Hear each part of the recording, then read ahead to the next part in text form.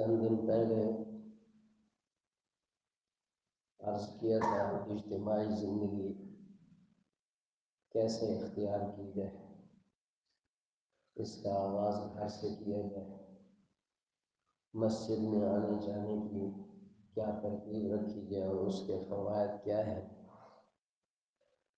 اسی حوالے سے پھر عرض ہے۔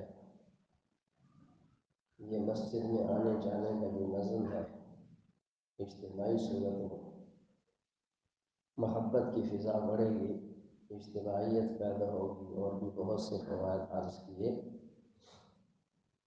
تو اس پہ مزید غور کریں، کسی بھائی نے ابھی تک اس پہ عمل کیا ہے یا نہیں کیا تو اس پہ اور غور کریں۔ یہ آئیڈیا پہلی دفعہ آپ نے بھی سنا ہوگا اور ہم نے بھی پہلی دفعہ بیان کیا ہے۔ گھر میں یہ بیان سنائیں، دوستوں کو سنائیں اور سب کو اس پر لانے میں معاون بنیں، اور آپ کی یہ مسجد، آپ کا محلہ اس کی بنیاد بن جائے اور پوری امت اس نظم پہ آ جائے، پوری امت میں اجتماعیت پیدا ہو، پوری سوچ، وسیع سوچ رکھنی چاہیے۔ یہ بیانات ریکارڈ ہوتے ہیں، گھروں میں سنایا کریں اور اپنے دوستوں کو بھیجا کریں، اپنے گروپوں میں بھیجیں۔ یہ خیر کا ذریعہ ہے، خیر کو پھیلانے کا ذریعہ بننا چاہیے۔ اور میں طوبیٰ لمن جعلہ اللہ مفتاحا للخیر ومغلاقا للشر۔ وہ شخص خوش نصیب ہے جس کو اللہ تعالیٰ خیر کی چابی بنا دے۔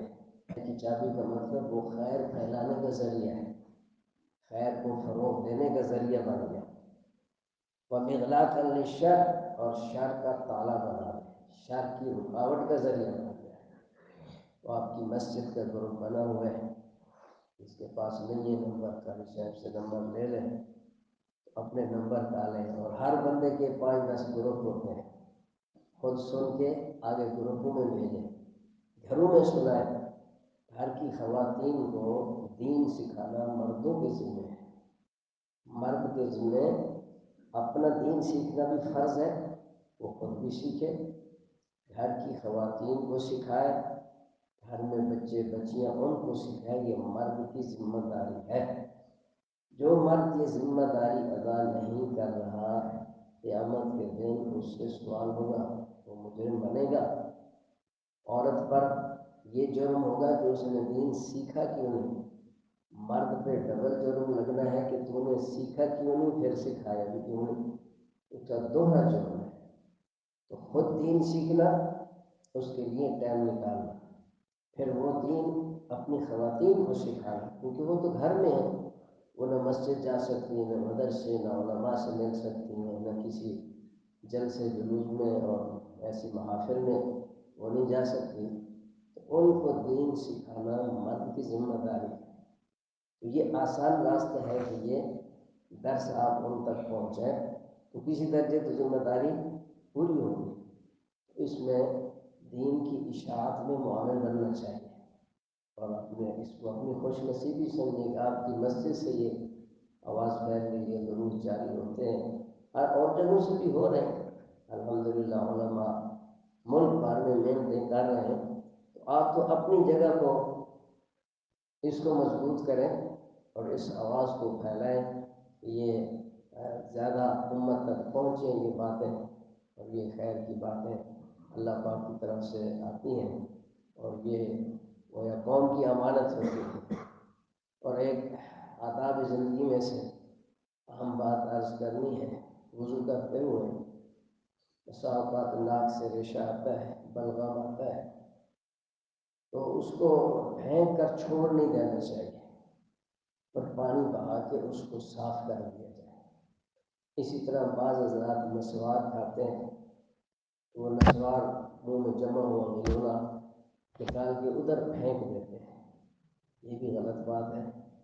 اسے نکالا، اس کو پانی میں مسل کر اسی وقت بہا دینا چاہیے، کیونکہ جو بعد میں بندہ آئے گا نا، اس کو تکلیف پہنچے گی، اس کو ایذا پہنچے گی، اور وہ جتنی دیر وہ ریشہ، وہ بلغم، وہ نسوار کا گلولا پڑا رہا، اور جتنے بندے وہاں سے تکلیف اٹھاتے رہے، ان کی ٹینشن اور تکلیف کی وجہ سے اس بندے کے نام اعمال میں گناہ لکھا جا رہا ہے۔ کیونکہ یہ ایذاء مسلم ہے، مسلمان کو ایذا پہنچانا یہ حرام ہے۔ وہ وضو کر کے آ کے نماز پڑھ رہا ہے، وہ نماز میں قیام میں ہے، ادھر کوئی بندہ پہنچا، اس کو تکلیف ہوئی، اس میں گناہ لکھا گیا۔ یہ رکوع میں ہے، اس کا گناہ لکھا جا رہا ہے، یہ سجدے میں ہے، گناہ لکھا جا رہا ہے، یہ دعا مانگ رہا ہے اور گناہ لکھے جا رہا ہے۔ اس کو اس چیز کا احساس ہی نہیں ہے۔ دوسرے کو ایذا سے بچانا چاہیے، تکلیف سے بچانا چاہیے، اپنے اندر ہم سنجیدگی پیدا کریں، آداب زندگی سیکھیں۔ اسلام نے تو بہت خوبصورت نظام زندگی ہمیں دیا ہے، کاش کہ امت نے حضور کے نظام زندگی کو پڑھا ہی نہیں ہے، سنا ہی نہیں ہے، سیکھا ہی نہیں ہے، اور سیکھنے کا پروگرام ہی نہیں بنایا۔ یورپ نے اسلامی تعلیمات اپنائی، آج ہم ان کی تعریفیں تو کرتے ہیں، یورپ والے ایسے ہیں، وہ صاف ستھرے ہیں، اور ان کی سڑکیں صاف ہیں، ان کی گلیاں صاف ہیں۔ کہ ہم اپنی گلیاں کیوں نہیں صاف رکھ سکتے؟ ہم تو اپنا گھر بھی سامنے ہی پھینک دیتے ہیں، اپنی نالیاں ہم خود کیوں نہیں صاف کر سکتے؟ ہمیں کس نے باندھا ہوا ہے؟ حکومت آ کے صاف کرے گی؟ تو ان کی صرف تعریفیں کر سکتے ہیں۔ تو انہوں نے تو یہ چیزیں ہمارے نبی صلی اللہ علیہ وسلم کی تعلیمات سے لی ہیں، تو ہم نے ان تعلیمات کو دیکھنے کے لیے ہمارے پاس ٹائم ہی نہیں ہے، ان کو سیکھنے کے لیے ٹائم ہی نہیں ہے۔ ہاں، کافروں کی تعریفیں ہمیں آتی ہیں، بھائی نبی کی تعلیمات ہم سیکھیں۔ آپ نے آداب زندگی سکھائے ہیں، اٹھنا بیٹھنا، وضع قطع، چال ڈھال، رہن سہن، جس کو اسلامی حسن معاشرت کہتے ہیں۔ یہ اتنا خوبصورت نظام ہے اسلامی حسن معاشرت، دنیا کے کسی خطے میں اگر یہ نظام پورا قائم ہو جائے نا، اسلامی حسن معاشرت، تو اس ماحول کو دیکھ کر ہی کافر مسلمان ہو جائے، اس کو اسلام کی دعوت دینے کی ضرورت ہی نہیں ہے۔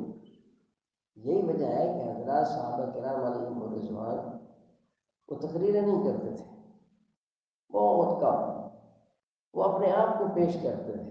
ان کے معاملات اور ان کی معاشرت دیکھ کر لوگ مسلمان ہو جاتے تھے، دیکھتے تھے بس یہ مذہب سچا ہے، جس کے ماننے والے ایسے لوگ، تو اپنے عمل سے، اپنے معاملات سے، اپنی معاشرت سے ان کی دعوت پھیلی اور ملکوں کے ملک مسلمان ہوئے۔ اور حقیقت یہ ہے کہ اس وقت اسلام کے راستے میں سب سے بڑی رکاوٹ مسلمان خود ہے۔ ہم معاملات میں پوری دنیا میں گندے ہیں، معاشرت میں پوری دنیا میں گندے ہیں، رہن سہن میں پوری دنیا میں گئے ہم گندے ہیں۔ بس یہ شکر ہے کہ ایمان ہے، اسی لیے کہ نجات کی امید لگی ہوئی ہے، باقی حال خراب ہے۔ ایک بہت بڑی شخصیت ہے، وہ فرماتے ہیں کہ میں نے یورپ میں اسلام دیکھا ہے ایمان کے بغیر، اور پاکستان میں ایمان دیکھا ہے اسلام کے بغیر۔ یہاں ایمان ہے، اسلام کوئی نہیں، ایمان ہے، اسلام کوئی نہیں، یعنی اسلامی تعلیمات بالکل ملیا میٹ ہے۔ چلو شکر ہے ایمان ہے۔ یورپ میں ایمان نہیں ہے لیکن اسلام ہے، انہوں نے ان تعلیمات کو اپنایا ہے، اور ان تعلیمات کا خاصہ یہ ہے کہ وہ دنیا میں ترقی کریں گے۔ ایمان تو آخرت کا سودا ہے، یہ جو تعلیمات نبوت ہیں یہ دنیا آخرت دونوں کا سودا ہے، اس سے دنیا میں بھی ترقی ملتی ہے، آخرت میں بھی ترقی ہے۔ ایمان تو آخرت کا سودا ہے، تو انہوں نے تعلیمات کو اپنایا، وہ دنیا میں ترقی کر رہے ہیں، ہم نے چھوڑا، ہم ذلیل ہو رہے ہیں۔ ایمان ہے، اللہ کرے موت تک رہ جائے، اس وقت تو ایمان بھی تباہ ہو رہا ہے، موت تک ایمان کا رہنا بھی اب مشکل ہو گیا۔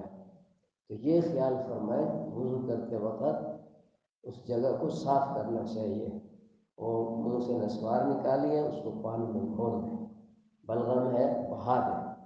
البتہ جو معتکفین ہیں وہ یہ صفائی والا کام وضو کے دوران کریں، وضو مکمل ہونے کے بعد پھر وہ پانی بہائیں یا اس طرح کریں، ایسا نہیں، پھر ان کے لیے بیٹھنے کی گنجائش نہیں ہے۔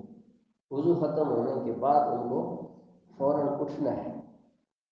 اور اسی طرح یہاں جو تعلیمات ہو رہی ہیں، اب تقریباً آدھا اعتکاف تو ہو گیا، تو اہل محلہ سے گزارش ہے ان تعلیمات میں شریک ہوں۔ اعتکاف میں چلو نہیں آ سکے، 3 دن کا مصنون اعتکاف بھی کر سکتے ہیں، ان تعلیمات میں آئیں، دین سیکھیں، دین کو ہم اپنی ضرورت سمجھیں، اور صرف ضرورت ہی نہیں، ہماری مجبوری ہے۔ اس کو ہم سنجیدہ لیں، یہ کوئی معمولی محنت نہیں ہو رہی۔ یہاں جو ساتھی تشریف لائے وہاں پہ ان سے پوچھ لیں کہ آپ لوگوں کو کیا کچھ مل رہا ہے، کیا کچھ سیکھ رہے ہیں۔ بہت ساری باتیں جن سے انسان ساری زندگی لا علم رہتا ہے، اور اس کا سیکھنا بہت ضروری ہوتا ہے، ایمان کے متعلق، اعمال کے متعلق، اخلاق کے متعلق، دین کے ہر شعبے میں۔ اس لیے ان تعلیمات میں صرف شرکت کی کوشش کرنا ہے۔ گھر میں بھی بڑے بڑے وقت گزر جائے گا، کئی لوگوں نے کام میں بھی تخفیف کی ہوئی ہے، صرف گھر لیٹنے کے لیے لیٹے ہیں یا موبائل پہ بیٹھے ہیں بس۔ تو اس دن کی تعلیمات ہیں تقریباً 11 بجے سے لے کر 12:30 تک۔ اسی طرح ظہر کے بعد کی تعلیم ہے، عصر کے بعد ہے، عشاء کے بعد۔ ان تعلیمات میں شریک ہوں، کچھ نہ کچھ شامل ہوتے رہیں۔ نفلی اعتکاف بھی 2 دن 3 دن کا آپ کر سکتے ہیں، مصنون اعتکاف میں اگر نہیں آ سکے تو اس ماحول میں کو غنیمت جانے۔ اللہ پاک نے آپ کے محلے میں یہ ماحول پیدا فرمایا۔ رات کی جو دعا ہوتی ہے بہت عام ہے، دعا میں شریک ہوں، اور الحمدللہ پوری امت کے لیے، پورے محلے کے گھر گھر کے لیے، سب کے لیے دعائیں ہوتی ہیں، تو ان دعا میں شریک ہوں۔ اور اجتماعی دعا ہے، کوئی ایک بندہ اس میں مقبول ہو تو اس کی وجہ سے سب کی بگڑی بن جاتی ہے۔ کوشش فرمائیں گے انشاءاللہ۔ تو نماز کے متعلق عرض کیا، اس نظم کو قائم کریں۔ جو بھائی ایسا کر چکے ہیں اس کی ہمیں اطلاع بھی کریں، ہماری حوصلہ افزائی ہوگی، ہمیں خوشی ہوگی، ہماری بات کا کوئی فائدہ ہو رہا ہے۔ جس گھر اور مرد نہیں ہے وہ دائیں بائیں پڑوسیوں کو یہ درس سنائیں اور ان کو متوجہ کریں، آپس میں دائیں بائیں کے پڑوسیوں کو ملا لیں، ایک گروپ بنا لیں، یار ہر گلی سے ایسے گروپ کی شکل میں مسجدوں میں تشریف لائیں۔ مسجد کی رونق بھی بڑھے گی، نماز کا ماحول بنے گا، آپس میں محبتیں پیدا ہوں گی، محلے کی سطح پہ محبتیں بڑھیں گی۔ دین تو ہمیں محبت بڑھانے کا سکھاتا ہے۔ ملیں گے ایک دوسرے، ہاں بھائی جی کیا حال ہے، ٹھیک ہے آج ہم چلتے ہیں، نماز کا ٹائم ہے، اس کی سستی بھی دور ہو جائے گی۔ وہ کہے گا یار نہیں گیا تو پڑوسی آ جائے گا، وہ اپنے آپ کو تیار رکھے گا۔ ایک دوسرے کو ہم کہتے ہیں تعاونوا علی البر والتقوی، نیکی اور تقوی پر ایک دوسرے کے معاون بنو۔ ایسا نہیں ہے پرواہ نہیں، وہ پڑھا رہے، میں تو اپنی نماز پڑھوں، اپنے گھر کی بھی فکر نہ ہو، اپنے پڑوسی کی بھی فکر نہ ہو، تو یہ تو بہت بڑی غفلت کی بات ہے۔ تو اس آیت پہ عمل کون کرے گا کہ نیکی اور تقوی پر ایک دوسرے کی معاونت کرو۔ ولا تعاونوا علی الاثم والعدوان، گناہ اور عدوان، دشمنی پر تعاون نہ کرو۔ یہ تعاون آج بھی فلاں جگہ کتوں کی لڑائی اور دیکھنے چلتے ہیں، حد بیلوں کا جلسہ ہے اور دیکھنے چلتے ہیں، فلاں جگہ کوئی تماشا لگ رہا ہے تو ادھر کوئی ٹورنامنٹ ہے دیکھنے چلتے ہیں۔ یہ ہے گناہ پر تعاون، گناہ پر ایک دوسرے کو دعوت دینا، یہ قیامت کے دن وبال بنے گا۔ یہ جو خیر کی دعوت ہے، ایک دوسرے کا تعاون ہے، یہ قیامت کے دن ایک دوسرے کی گواہی بنے گی۔ جس کو آپ کہہ دیا آپ نے بھائی ہو نماز کے لیے، قیامت کے دن یہ اللہ کو گواہی دے گا، یا اللہ اس نے مجھے نماز کے لیے بلایا تھا، تو اس نے اگر گواہی دے دی تو ہمارا کام بن جائے گا کہ نہیں؟ اس لیے بھی ہم ایک دوسرے کے معاون بنے، پورا محلہ ہمارا 100% نمازی بن جائے۔ جب ہر بھائی یہ فکر کرے گا تو ماحول بنے گا۔ ایک بندے کی آواز کہاں تک جائے گی؟ ہر بھائی اس کام کو اپنا کام سمجھے، یہ میرے بھی ذمہ، میں بھی نبی کا امتی ہوں، اللہ کے نبی کا فرمان میرے لیے بھی ہے، اللہ کی آیت میرے اوپر بھی مجھے بھی حکم فرما رہی ہے کہ نیکی اور تقوی میں معاونت کرنی ہے۔ کوشش کریں گے انشاءاللہ۔ اللہ پاک